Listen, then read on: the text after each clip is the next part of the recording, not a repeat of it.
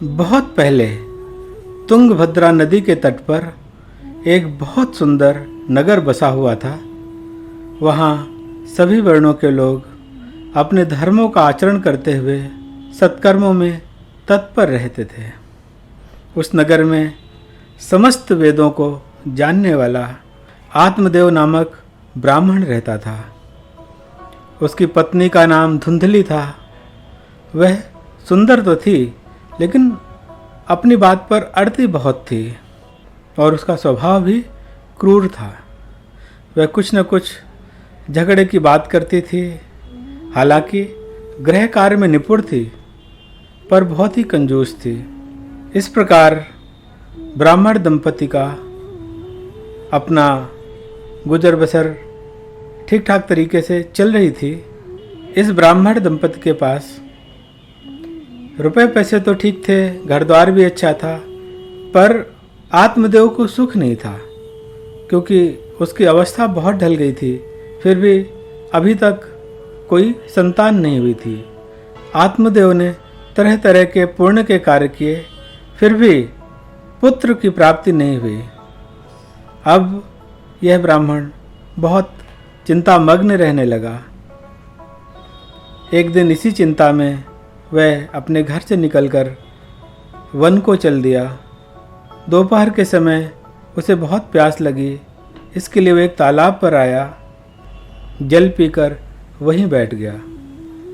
कुछ समय पश्चात वहाँ एक सन्यासी महात्मा आए। जब ब्राह्मण ने देखा कि सन्यासी जी जल पी चुके हैं, तब वह ब्राह्मण उनके पास में गया और उनके चरणों को नमस्कार करके बड़े ही दुख में उसने सन्यासी से पूछा कि महाराज, मैं बड़े दुख में हूँ, मेरे कोई संतान नहीं है, संतान के लिए मैं बहुत दुखी हो गया हूँ, मुझे सब सूना ही सूना दिखाई देता है। इतना कहकर के वो ब्राह्मण दुख से व्याकुल हो सन्यासी महात्मा के पास फूट फूट कर रोने लगा। इससे सन्यासी को दया आ गई। सन्यासी योगनिष्ठ थे। उन्होंने उसकी ललाट की रेखाएं देखकर सारा वृतांत जान लिया और ब्राह्मण से कहा कि पुत्र प्राप्ति का मोह त्याग दो। मैंने तुम्हारा प्रारब्ध देखकर यह निश्चय किया है कि संतान का न होना ही तुम्हारे लिए ठीक है। पहले भी राजा सगर को, अंग को संतान के कारण दुख भोगना पड़ा था। तुम कुटुंब की आशा छोड़ दो, संन्यास में ही सब प्रकार का सुख है। ब्राह्मण ने कहा, महात्मा जी, इस ज्ञान से मेरा कोई भला न होगा। आप मुझे अपने तेज के प्रभाव से कुछ ऐसा उपाय दें जिससे मुझे संतान की प्राप्ति हो सके। अन्यथा यदि आप मुझे कोई उपाय न बताएंगे तो मैं आपके सामने ही अपने प्राण त्याग दूंगा। सन्यासी ने कहा कि तुम विधाता का लेख मिटाना चाहते हो, पर यह मत भूलो कि ऐसा हठ करने से राजा चित्रकेतु को भी बहुत कष्ट उठाना पड़ा था। तुम्हें भी पुत्र से सुख नहीं मिल सकेगा। जब सन्यासी ने देखा कि यह किसी भी प्रकार से अपना आग्रह नहीं छोड़ता, तब उन्होंने उसे एक फल देकर कहा कि तुम इसे अपनी पत्नी को खिला देना, इससे तुम्हें एक पुत्र होगा। तुम्हारी स्त्री को 1 साल तक सत्य, शौच, दया, दान और एक समय ही अन्न खाने का नियम रखना चाहिए। यदि वह ऐसा करेगी तो बालक बहुत शुद्ध स्वभाव वाला होगा। यूँ कहकर सन्यासी चले गए। ब्राह्मण अपने घर लौट आया। वहाँ जाकर उसने वह फल अपनी स्त्री के हाथ में दिया और स्वयं कहीं चला गया। उसकी स्त्री तो कुटिल स्वभाव की थी ही। वह रो रो कर एक सखी से कहने लगी, सखी, मुझे तो बड़ी चिंता हो गई। मैं यह फल नहीं खाऊंगी। फल खाने से गर्भ रहेगा, गर्भ से पेट बढ़ जाएगा, फिर कुछ खाया पिया नहीं जाएगा, इससे मेरी शक्ति क्षीण हो जाएगी। तब बताओ इस घर का काम धंधा कैसे होगा? यदि कहीं गांव में डाकुओं का आक्रमण हो गया तो भला मैं भाग कैसे पाऊंगी? यदि सुखदेव जी जैसा गर्भ मेरे पेट में आ गया तो उसे बाहर कैसे निकाला जाएगा? और कहीं प्रसव काल के समय वह टेढ़ा हो गया तब तो फिर मृत्यु ही हो जाएगी। यूँ भी प्रसव के समय बड़ी भयंकर पीड़ा होती है। मैं सुकुमारी भला यह सब कैसे सहूँगी? फिर उन्होंने सत्य शौचादि जितने नियम बताए हैं वह तो बड़े कठिन है। जो स्त्री पुत्र उत्पन्न करती है उसके पालन पोषण में भी उसे बहुत कष्ट होता है। मेरे विचार से तो विधवा स्त्रियां ही सुखी हैं। मन में इस तरीके से उसके बहुत सारे कुतर्क उठ रहे थे। जब उसके पति ने उससे पूछा कि क्या फल खा लिया, तो उसने कह दिया हाँ खा लिया। एक दिन उसकी बहन अपने आप ही उसके घर आई तो उसने अपनी बहन को सारी बातें बताईं कि मेरे मन में इसकी बड़ी चिंता है, मैं दिनों दिन दुबली होती जा रही हूँ। बहन मैं क्या करूँ? बहन ने कहा मेरे पेट में बच्चा है, प्रसव होने पर वह बालक मैं तुझे दे दूंगी। तब तक तू गर्भवती के समान गर्भ में गुप्त रूप से रह। तू मेरे पति को कुछ धन दे देगी तो वे अपना बालक तुझे दे देंगे और हम कह देंगे कि हमारा बालक 6 महीने का होकर के मर गया और मैं नित्य प्रति तेरे घर आकर उस बालक का पालन पोषण करती रहूंगी और यह फल गौ को खिला दे। ब्राह्मणी ने जैसा उसकी बहन ने कहा था वैसा ही किया। इसके पश्चात जब उसकी बहन को पुत्र हुआ तो उसे चुपचाप ला करके उसने धुंधली को दे दिया और उसने आत्मदेव को सूचना दे दी कि मेरे बालक हो गया है। इस प्रकार आत्मदेव के पुत्र हुआ। यह सुनकर सबको बड़ा आनंद हुआ। ब्राह्मण ने उसका जात कर्म संस्कार आदि करवाए और अपने द्वार पर खूब गाना बजाना और अनेक प्रकार के मांगलिक कृत्य करवाए। धुंधली ने अपने पति से कहा कि मेरे स्तनों में दूध नहीं है, मेरे बहन को अभी बालक हुआ था, वह मर गया है, उसे बुलाकर अपने यहाँ रख लें तो वह आपके इस बच्चे का पालन पोषण कर देगी। तब पुत्र की रक्षा के लिए आत्मदेव ने उसकी बात मान ली। माता धुंधली ने अपने बालक का नाम धुंधकारी रखा। इसके 3 महीने बाद उस गौ के भी एक मनुष्य के आकार का बच्चा हुआ। वह बहुत सुंदर, दिव्य, निर्मल तथा सुवर्ण की सी कांति वाला था। उसे देखकर ब्राह्मण देवता को बड़ा आनंद हुआ और उसने स्वयं ही उसके सब संस्कार किए। इस समाचार से और सब लोगों को भी बहुत आश्चर्य हुआ और वे लोग बालक को देखने आए। सभी कहने लगे, देखो आत्मदेव कितना भाग्यशाली है। आश्चर्य है कि गौ के भी एक दिव्य रूप बालक उत्पन्न हुआ है। दैवयोग से इस गुप्त रहस्य का किसी को पता न चला। आत्मदेव ने उस बालक के गौ के समान कान देखकर उसका नाम गोकर्ण रखा। कुछ काल बीतने पर दोनों बालक जवान हो गए। गोकर्ण तो बड़ा पंडित और ज्ञानी हुआ, किंतु धुंधकारी बड़ा ही दुष्ट निकला। उसके अंदर ब्राह्मण के कोई गुण नहीं थे, न ही उसके खान पान में कोई परहेज था। उसे बहुत क्रोध आता था और बुरी से बुरी वस्तु का वह संग्रह करता था। दूसरों की चोरी करना उसका स्वभाव बन गया था। छिपे छिपे वह दूसरे के घरों में आग लगा देता था। वेश्याओं के जाल में फंसकर उसने अपने पिता की सारी संपत्ति नष्ट कर दी। एक दिन माता पिता को मार पीट कर घर के सारे बर्तन भाड़े उठा ले गया।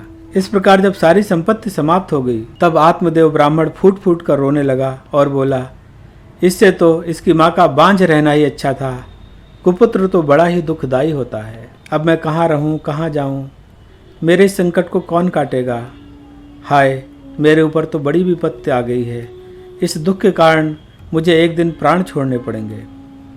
उसी समय परम ज्ञानी गोकर्ण जी वहाँ आए और उन्होंने पिता को वैराग्य का उपदेश देते हुए बहुत समझाया। वे बोले, पिताजी, यह संसार असार है, यह अत्यंत दुख रूप और मोह में डालने वाला है।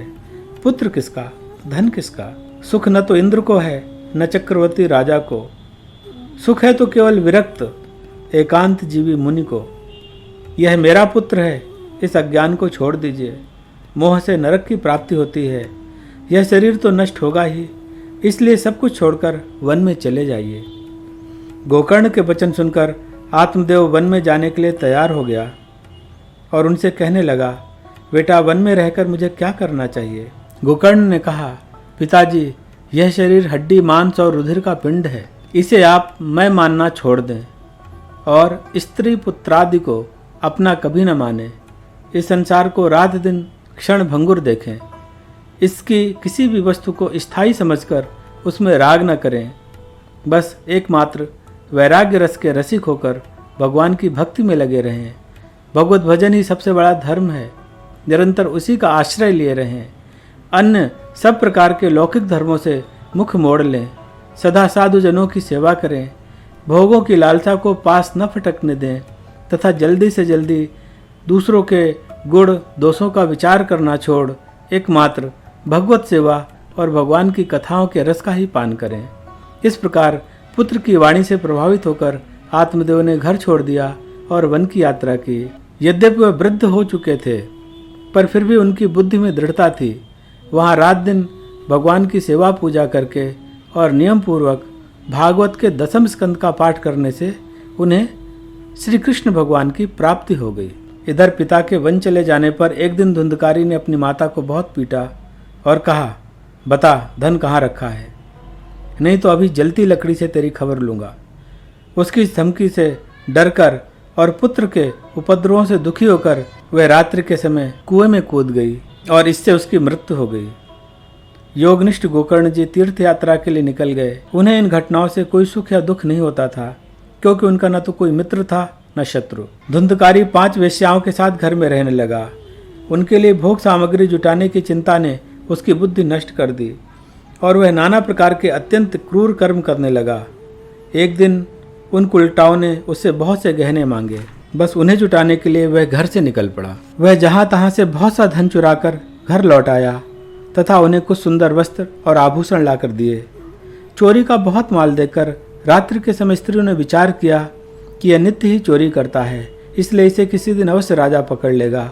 राजा यह सारा धन छीनकर इसे निश्चय ही प्राणदंड देगा। जब एक दिन इसे मरना ही है तो हम इस धन की रक्षा के लिए इसे गुप्त रूप से क्यों न मार डालें। इसे मारकर हम इसका यह सारा धन लेकर कहीं चले जाएंगे।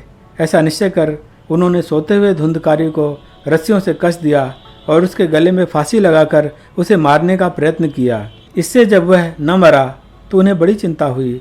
तब उन्होंने उसके मुंह पर बहुत से दहकते हुए अंगारे डाल दिए।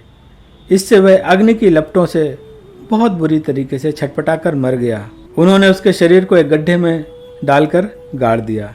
लोगों के पूछने पर कह देती, हमारे प्रियतम पैसे के लोभ से अब की बार कहीं दूर चले गए हैं, इसी वर्ष के अंदर लौट आएंगे। वे उस धुंधकारी की सारी संपत्ति समेटकर वहां से चंपत हो गईं। धुंधकारी अपने कुकर्मों के कारण भयंकर प्रेत हुआ। वह बवंडर के रूप में 10 दिशाओं में भटकता रहता था तथा शीत घाम से संतप्त और भूख प्यास से व्याकुल होने के कारण हा देव चिल्लाता रहता था, परंतु उसे कहीं भी कोई आश्रय न मिला। कुछ काल बीतने पर गोकर्ण ने भी लोगों के मुख से धुंधकारी की मृत्यु का समाचार सुना। तब उसे अनाथ समझकर उन्होंने उसका गयाजी में श्राद्ध किया और जहाँ जहाँ भी वो जाते थे उसका श्राद्ध अवश्य करते थे। इस प्रकार घूमते घूमते गोकर्ण जी अपने नगर में आए और रात्रि के समय दूसरों की दृष्टि से बचकर सीधे अपने घर के आंगन में सोने के लिए पहुँचे। वहाँ अपने भाई को सोया देखकर आधी रात के समय धुंधकारी ने अपना विकट रूप दिखाया। कभी हाथी, कभी भैंसा, कभी इंद्र, कभी अग्नि का रूप धारण करता। अंत में वह मनुष्य के आकार में प्रकट हुआ। ये विपरीत अवस्थाएं देखकर गोकर्ण ने निश्चय किया कि यह कोई दुर्गत को प्राप्त हुआ जीव है। तब उन्होंने उससे धैर्य पूर्वक पूछा, तू कौन है? रात्रि के समय ऐसे भयानक रूप क्यों दिखा रहा है? तेरी यह दशा कैसे हुई, मुझे बता। तू प्रेत है, पिशाच है या कोई राक्षस है? गोकर्ण के इस प्रकार पूछने पर वह बार बार जोर से रोने लगा। उसमें बोलने की शक्ति नहीं थी, इसलिए उसने केवल संकेत मात्र किया। तब गोकर्ण ने अंजलि में जल लेकर उसे अभिमंत्रित कर उस पर छिड़का। उससे उसके पापों का कुछ शमन हुआ और वह इस प्रकार कहने लगा, मैं तुम्हारा भाई हूँ, मेरा नाम है धुंधकारी। मेरे कुकर्मों की गिनती नहीं की जा सकती। मैं तो महान अज्ञान में चक्कर काट रहा था, इसी से मैंने लोगों की बड़ी हिंसा की। अंत में कुलटा स्त्रियों ने तड़पा तड़पा कर मुझे मार डाला। इसी से अब प्रेत योन में पड़कर यह दुर्दशा भोग रहा हूँ। अब दैववश कर्म फल का उदय होने से मैं केवल वायु का भक्षण करके जी रहा हूँ। भाई, तुम दया के समुद्र हो, अब किसी प्रकार जल्दी ही मुझे इस योनि से छुड़ाओ। गोकर्ण ने धुंधकारी की सारी बातें सुनी और तब उससे बोले, भाई, मुझे इस बात का बड़ा आश्चर्य है। मैंने तुम्हारे लिए विधिपूर्वक गया जी में पिंडदान किया, फिर भी तुम प्रेत योनि से मुक्त कैसे नहीं हुए? यदि गया श्राद्ध से भी तुम्हारी मुक्त नहीं हुई तब इसका और कोई उपाय नहीं है। प्रेत ने कहा, मेरी मुक्ति सैकड़ों गया श्राद्ध करने से भी नहीं हो सकती, तुम इसका कोई और उपाय सोचो। प्रेत की बात सुनकर गोकर्ण को बड़ा आश्चर्य हुआ। वे कहने लगे, यदि सैकड़ों गया श्राद्ध से तुम्हारी मुक्ति नहीं हो सकती तो क्या करना चाहिए? चलो, मैं विचार करके तुम्हारी मुक्ति के लिए कोई दूसरा उपाय करूंगा। गोकर्ण की आज्ञा पाकर धुंधकारी वहाँ से अपने स्थान पर चला गया। इधर गोकर्ण ने रात भर विचार किया, तब भी उन्हें कोई उपाय नहीं सूझा। प्रातःकाल उनको आया देखकर लोग प्रेम से उनसे मिलने आए। तब गोकर्ण ने रात में जो कुछ जिस प्रकार हुआ था वह सबको सुना दिया। उनमें जो लोग विद्वान, योगनिष्ठ, ज्ञानी और वेदों के ज्ञाता थे, उन्होंने भी शास्त्रों को उलट पलट कर देखा तो भी उसकी मुक्ति का कोई उपाय उन्हें न मिला। तब सबने यही निश्चय किया कि इस विषय में सूर्य नारायण जो आज्ञा करें वही करना चाहिए। तब गोकर्ण ने सूर्य नारायण की स्तुति की और उनसे कहा कि आप सारे संसार के साक्षी हैं, मैं आपको नमस्कार करता हूँ। आप मुझे कृपा करके धुंधकारी की मुक्ति का साधन बताइए। गोकर्ण की यह प्रार्थना सुनकर सूर्यदेव ने दूर से ही स्पष्ट शब्दों में कहा, श्रीमद् भागवत से मुक्ति हो सकती है, इसलिए तुम उसका सप्ताह पारायण करो। तब सभी ने कहा कि हाँ, ऐसा करना चाहिए, यह साधन भी बहुत सरल ही है। तब गोकर्ण श्रीमद् भागवत की कथा सुनाने के लिए तैयार हो गए। दूर गांवों से अनेकों लोग उस कथा को सुनने के लिए आए।